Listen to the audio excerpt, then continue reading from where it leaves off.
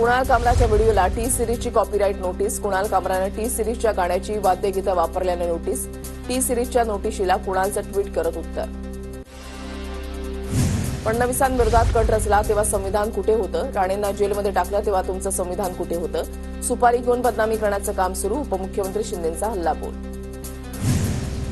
गद्दार उपाधी मिटवण्यासाठी धर्मवीरवर कोट्यवधी खर्च केले, मात्र कुणाल कामराच्या कवितेनं धर्मवीरच्या खर्चावर पाणी फेरलं. सुषमा अंधारेंची शिंदेंच्या शिवसेनेवर टीका.